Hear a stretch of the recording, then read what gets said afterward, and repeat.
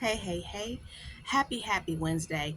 Trigger warning, I'm going to share a little bit about my journey as a survivor of domestic violence and wanted to put that out there. So, within my journey, at one point when I was married, my then husband, whatever, found out that I was, sneaking off to domestic women's counseling services. That was a part of my journey where I have been literally going to the same place on and off ever since I was 19 years old. So I had actually been going to domestic women's counseling services on and off for really, about 10 years before I let that go. And then just when it was time to go, right, I had enough in here to know what I needed to do. So, long story short, at one point during the marriage, though, he found out that I was sneaking off to domestic women's counseling services. He found, my domestic violence wheel of abuse, like, well, like the standard wheel, if you're familiar with that, the standard cycle of abuse wheel, and then the examples of what abuse is. And he had literally began to like circle on there all these examples to prove that I'm the abusive one. Like, you're the abuser, you do this, you do that, you do this, you do that, you're the abuser, I'm the victim, you're the abuser, which is typical, right, for abusive men, typical behavior, unfortunately for them.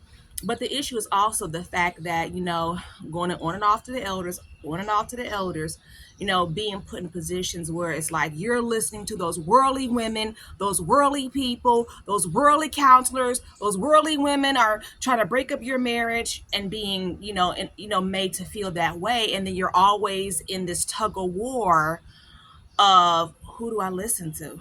Right? What am I, it's just terrible to go through that. But what I wanted to speak about today, um, it's just crazy.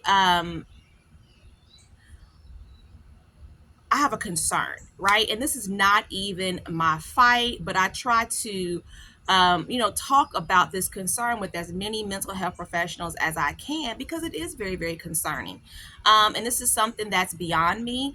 I know what I can do. I know what programs that I'm planning to bring to the community, and I'm very, very happy that I found my way and that I found something that is giving me joy, right? Community service and servitude that's giving me joy because it has taken me quite some time to grieve the fact that because of religious trauma syndrome, I can't go out and field service and knock on people's doors, which is typical for Jehovah's Witnesses on a Saturday morning. Like, I can't do that with my children. I'll never be able to pioneer with my children like I always thought I would. So there was definitely a lot of grief involved. But now um, I have these options of different things that I'm able to do and use my skills and my knowledge and this all my life experiences and my education for to service the community. So definitely, that void is being filled and bubbling over. So I'm definitely excited and happy about that. But I do have a concern, and this one's beyond me, like I was saying. It's way beyond me, but I do want to speak on it. Hey, if you did not know, I am Myra Cassidy, empowerment coach, religious trauma specialist, actress, writer, speaker. You're watching Sisters Living with Religious Trauma Syndrome. What is this about? This is about me trying to raise awareness to a historically unrepresented field. It's horrible. That of religious trauma syndrome. I am a coach. I am not a therapist, and I do not represent the Worldwide Association of Jehovah's Witnesses. And I get that it's super confusing. So I'm going to keep on posting this really, really great article that I wrote and was supported by the Indianapolis Recorder Newspaper about my journey, so you can better understand why I decided to be what's called a PMO, physically in and mentally out. So I say all that to say that yes, I am still one of Jehovah's Witnesses. I know it's super confusing, but hopefully that article answers some of your questions, or you can reach out to me individually. We can chat, okay? All right, good stuff, good stuff. Oh, subscribe to my channel. subscribe. That helps me out a lot as well. So this is the issue that that came to mind again. So yesterday, I'm updating some information. Still trying to get caught up because Indy Storms knocked back my power for several days last week. So I'm, yesterday updating information and came across something that was like a mental health service. Like, hey, and I'm always interested in this because I always want to know what's out there. I always want to be aware. Definitely, I have to tell myself, you're not getting your master's degree. You've got your psychology degree. Stop, right? But I'm still always interested in kind of what's going out there, what mental health programs are available, especially because these are programs that, I refer or can refer my clients, to, and give them that resource like, hey, have you heard about this program? Have you heard about that program? What about this? What about that? So long story short, I was looking at a program and it came to, finding a therapist, and it asked you a question. I prefer a provider who has experience working with clients who are any of the following. So that was the question. I prefer a provider who has experience working with clients who are any of the following. And then it said Buddhist, Christian, Hindu, Jewish, Muslim, non religion, atheist. And I thought, that's great. That's great that you have that selection so that hey, if I'm Buddhist, I can work with a therapist who understands my religion and the way I view life, and that person can help me heal and come to a greater awareness, speaking to me from my spiritual background, because spirituality and religion is very, very huge, right? It really touches every avenue of life. Super huge question. Great.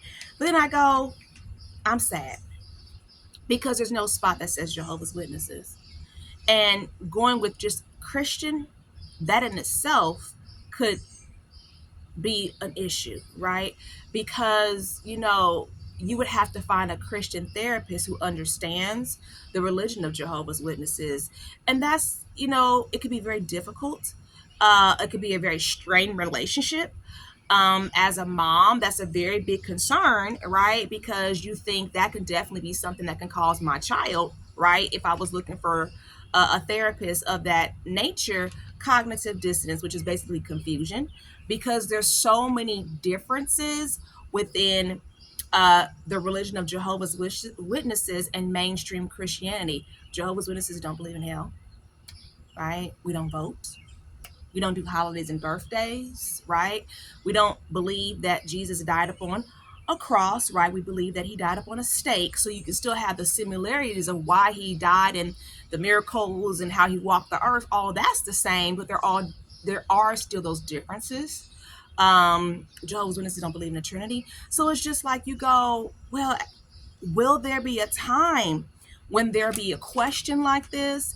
And then it will say Buddhist, Christian, Jehovah's Witnesses, Hindu, Jewish, Muslim, non-religion, atheist, agnostic as choices, And then I think to myself, I still have to do research, and I've seen, right? I just haven't done the extensive research that in other countries, Jehovah's Witnesses were actually forced to create programs for people. And you go, and this is what I wanted to really touch on today. I go, is that what it's going to have to come to in the United States of America? Like literally the government forcing it? Like, you have to do this because, for one thing, you taught individuals to not go to college to get for extended periods of time. You taught individuals to get the bare minimum. That's how I grew up, the bare minimum.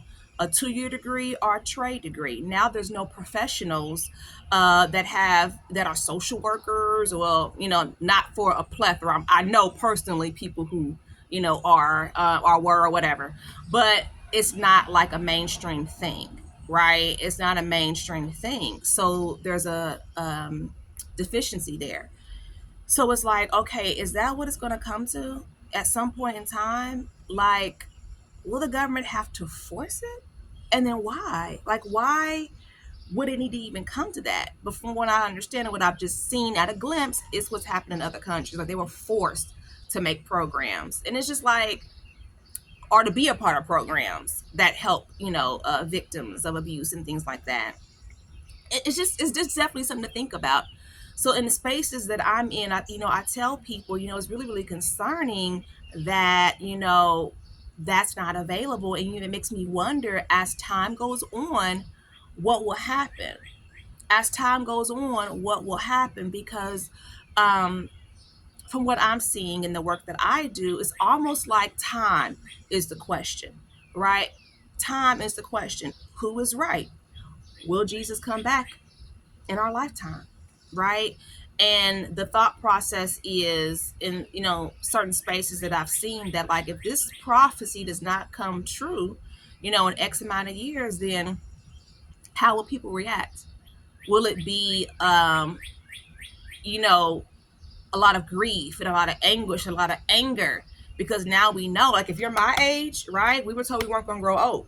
So I'm in my 40s. You know what I'm saying? So that's just something I definitely think about. And it's just like, I guess time will tell, right? All I'm going to do is keep doing the work that I'm doing and helping who I can help and healing and helping my children heal. And we'll see. And we'll see.